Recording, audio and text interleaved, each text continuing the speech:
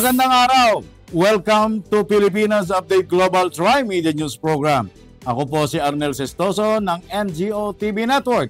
Kasani puwersa ang FLM TV Network at Mindanao Daily News Network na mag-ahatid sa inyo ng balita mula Pilipinas, Estados Unidos at buong mundo.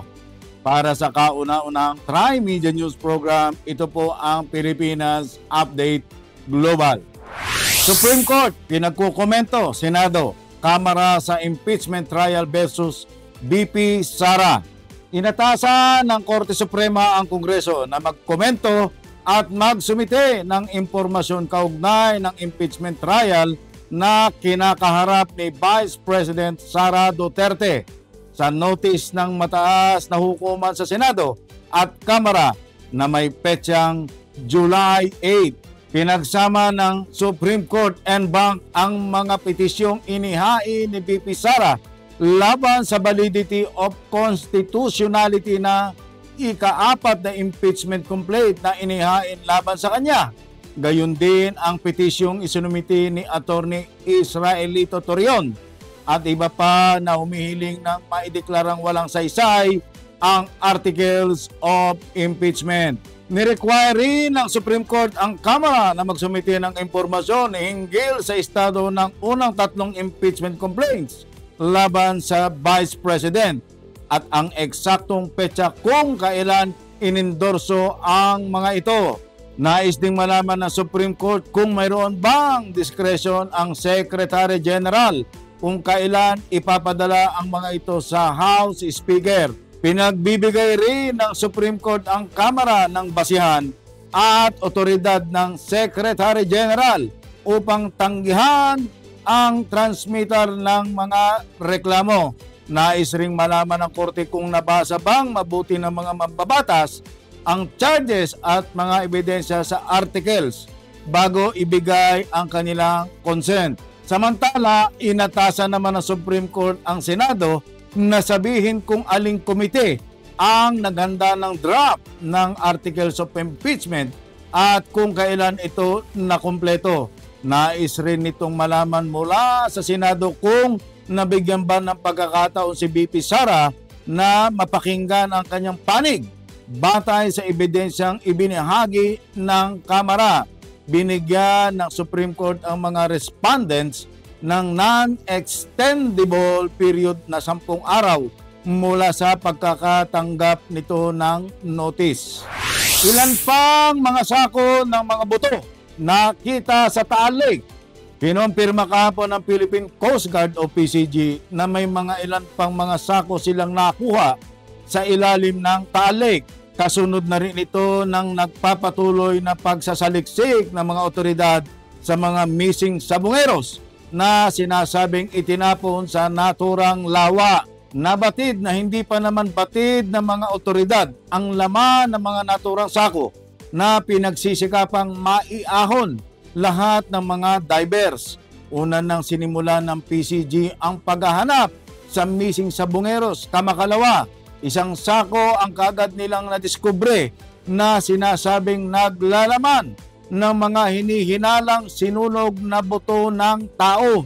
Nabatid na mga naturang buto ay nakatakdang isailalim sa forensic examination at DNA testing bago magkaroon ng konklusyon dito.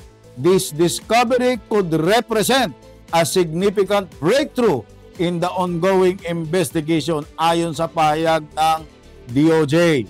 Natagpuan ng isang team ng PNP-CIDG ang unang sako ng mga buto.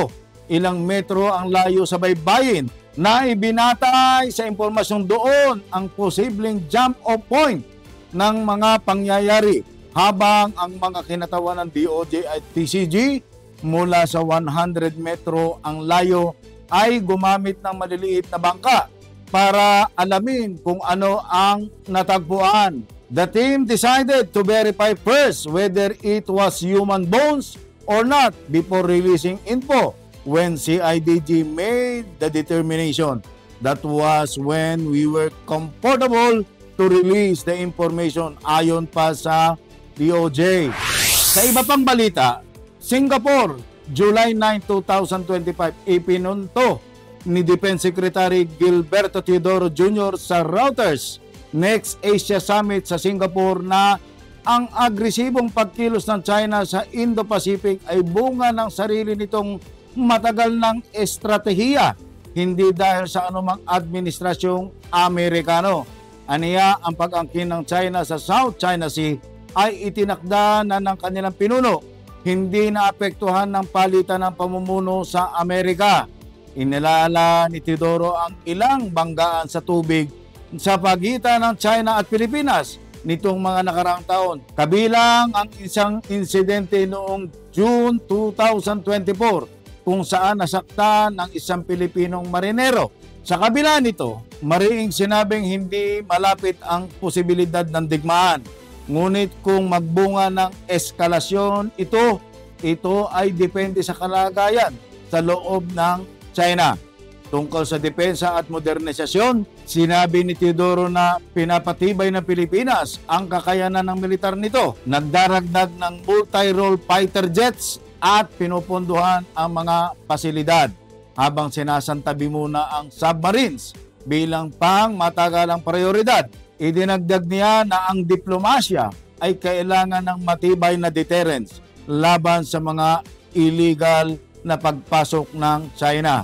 Binaliwala rin niya ang kritisismo sa ASEAN. Binigyan diin ang pakikipagnegosasyon nito sa China para sa Code of Conduct sa South China Sea bilang patunay ng kanilang pagkabahala at paninindigan. Simula noong asumihin ng Pangulong Ferdinand Marcos Jr. ang pwesto noong 2022, mas naging matatag ang posisyon ng Pilipinas laban sa China at pinalakas ang ugnayan sa depensa kasama ang US, Japan at Australia. Aniya, dahil malakas ang suporta ng publiko, mahirap nang palyasin ang ganitong polisiya sa hinaharap.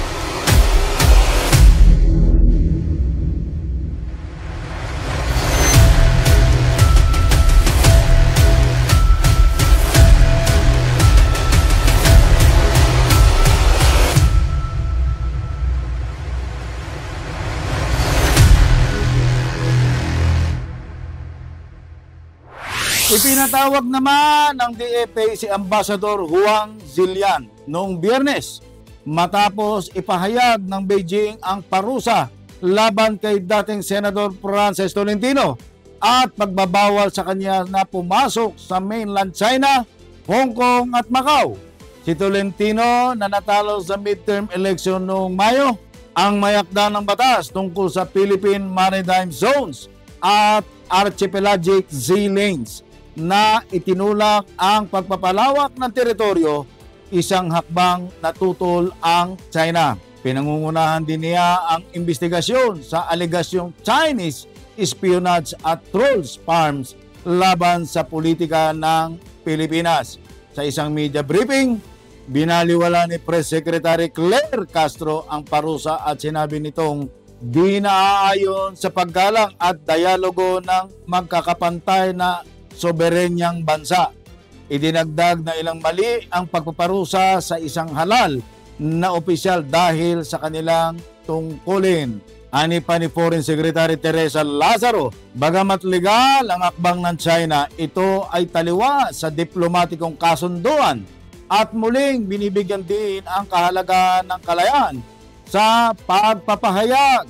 Ang hakbang na ito ay bahagi na tumitinding tensyon sa pagitan ng Maynila at Beijing hinggil sa South China Sea.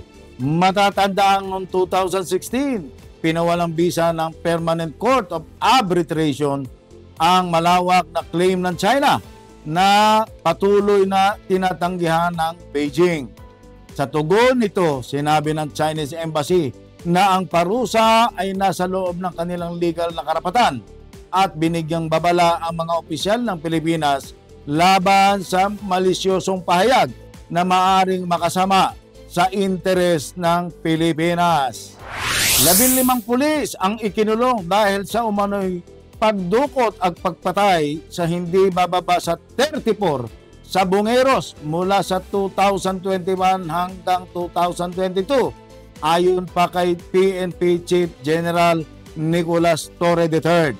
Nawawala ang mga biktima habang papunta o pauwi sila mula sa mga arena sa Luzon at Metro Manila. Pinaghihinala ang dinukot, pinaguhuli, pinaghimay-himay at itinapon sa lawa ng Taal o sinulog. Lumutang ang pagsusumbong na ang saksi na gumagamit ng alias na Totoy na nagbanggit ng panggigipit mula sa isang makapangyarihang tycoon sa sugal. Bilang dahilan kung bakit nagsalita siya, layunin niyang matulungan ang mga pamilya ng mga biktima na makamit ang hustisya. Ayon kay General Torre, sinusuportahan ng ebidensya ng pulisya ang salaysay ni Totoy. Mga ebidensyang ibinigay ay ginamit ng DOJ sa paghahain ng kaso. Inihayag ni Justice Secretary Jesus Crispin Remulla na kakasuhan din ang nasabing tycoon na mariing itinanggi ang akusasyon. Humingi ang gobyerno ng tulong mula sa Japan para sa teknolohiyang gagamitin upang malaman kung may natitirang labi sa ilalim ng lawa ng Taal at nagsimula na ang paghahanap.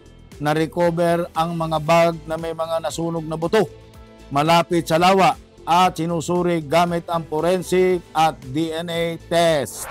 Philam TV Network, the heartbeat of Filipino-American culture in the United States. It is the only channel that brings you closer to home, celebrating the rich heritage and traditions of the Philippines. Available on free TV without any subscription and on digital platforms like Roku, Amazon Fire TV, WCE TV apps, Facebook, and YouTube. Wherever you are, whatever you do, stay connected to your Filipino heritage with Philam TV Network. Philam TV Network Inc., the only Filipino-American channel always within reach. Philam TV. For Philams, by Philams, on Free TV. The only channel available on Free TV without any subscription, also available on digital platforms such as Roku, Amazon Fire TV, WCE TV, Facebook, and YouTube. Wherever you are, stay connected to your roots with Philam TV.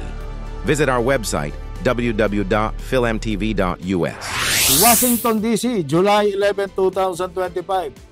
Naka-schedule si Pangulong Ferdinand Marcos Jr. na bumisita sa Estados Unidos sa July 20 hanggang 22 upang makipagpulong kay Pangulong Donald Trump. Ang pulong ay layuning talakayin ang umiigting na tensyon sa kalakalan at seguridad sa rehiyon ng Indo-Pacific. Isa sa mga pangunahing usapin ay ang kamakailang pagtaas ng taripa ng US sa mga produktong Pilipino mula 17% patungo sa 20%. Noong 2024, nagtala ang Pilipinas ng $4.9 billion na trade deficit sa Amerika na nagdulot ng pangamba mula sa sektor ng negosyo. Ayon kay Foreign Affairs Secretary Teresa Lazaro, nagpadala na ang Pilipinas ng negosyador upang subukang pababain ang taripa at pag-usapan ang posibilidad ng isang kasunduan sa bilateral na kalakalan.